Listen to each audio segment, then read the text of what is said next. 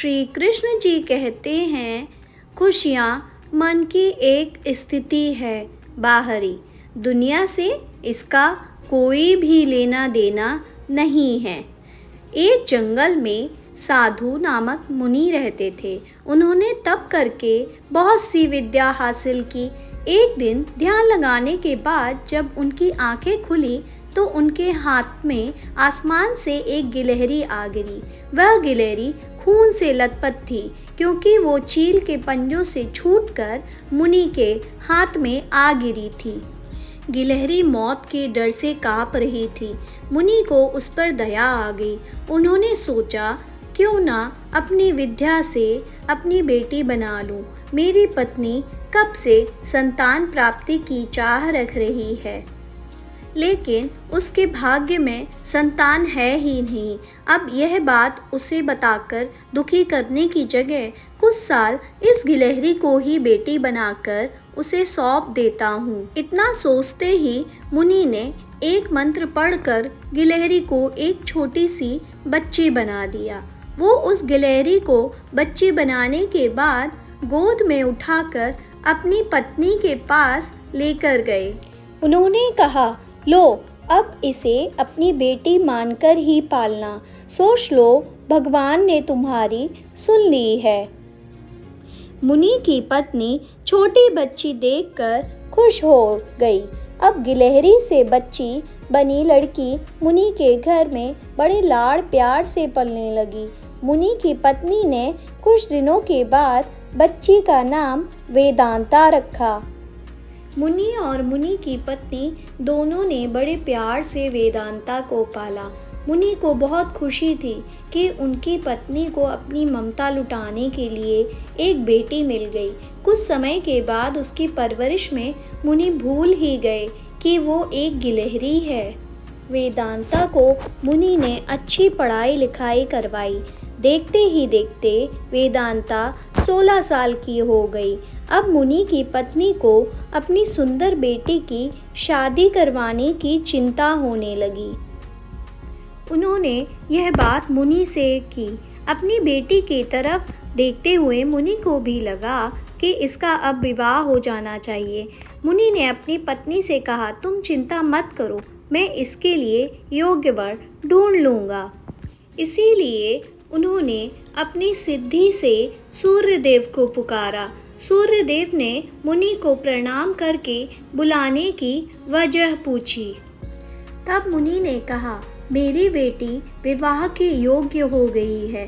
मैं चाहता हूँ कि आप इसके पति बने।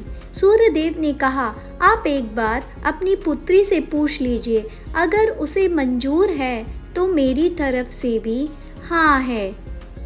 तब वेदांता बोली, पिताजी, यह बहुत गर्म है, मैं इनके पास नहीं जा पाऊंगी और ना ही इन्हें देख पाऊंगी। मुनि ने वेदांता से कहा, कोई बात नहीं, हम दूसरा वर देख लेंगे। तभी सूर्यदेव ने कहा, हे मुनिवर, मुझसे श्रेष्ठ बादल हैं, आप उनसे बात कीजिए, वह मेरे प्रकाश को भी ढक देते हैं। मुनि ने अब बादल को याद किया। बादल गरजते हुए मुनि के पास पहुँचे और उन्हें नमस्कार किया। इस बार मुनि ने सीधे वेदांता से पूछा, क्या यह वर तुम्हें पसंद है? वेदांता ने जवाब दिया, पिताजी, मेरा रंग गोरा है और इनका काला, हमारी जोड़ी अच्छी नहीं लगेगी। तब बादल ने मुनि से कहा, आप पवन देव को बुलाइए, वे मुझसे श्रेष्ठ हैं, उनमें मुझे उड़ाकर इधर से उधर ले जाने की ताकत है। अब मुनि ने पवन देव को स्मरण किया। पवन देव के आते ही मुनि ने अपनी बेटी से पूछा, क्या आपको यह वर पसंद है? वेदांता बोली, पिताजी, यह तो एक जगह ठहरते ही नहीं है, इनके साथ मैं घर कैसे बसा पाऊंगी? इस बार मुनि ने पवन देव से पूछा, मुझे अपनी पुत्री के लिए वर की तलाश है, आप बताइए, आपसे श्रेष्ठ कौन है?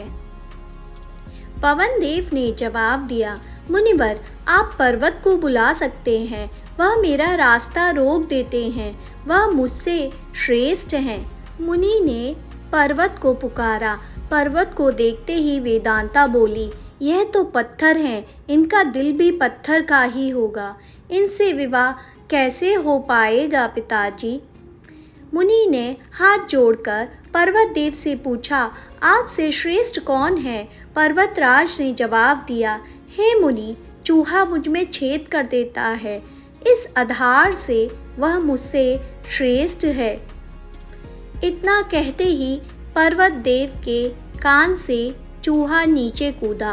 वेदांता ने जैसे ही चूहे को देखा, वह खुशी के मारे उछल पड़ी। उसने कहा, पिताजी, यही मेरा वर बनना चाहिए। मुझे यह पसंद है, इसकी पूंछ, कान, सब कुछ कितना प्यारा है। मुनि ने सोचा, अहो, मैंने एक गिलहरी को मंत्र विद्या से इंसान तो बना दिया, लेकिन इसका दिल अभी भी गिलहरी वाला ही है। मुनि ने तुरंत वेदांता को गिलहरी बनाया और उसका विवाह चूहे से करा दिया। विवाह के बाद दोनों खुशी खुशी रहने लगे। इस कहानी से हमें यही शिक्षा मिलती है कि आप बाहरी स्वरूप कितना भी बदल लें, लेकिन आपका आंतरिक मन तो वही रहेगा। आप उसे नहीं बदल सकते।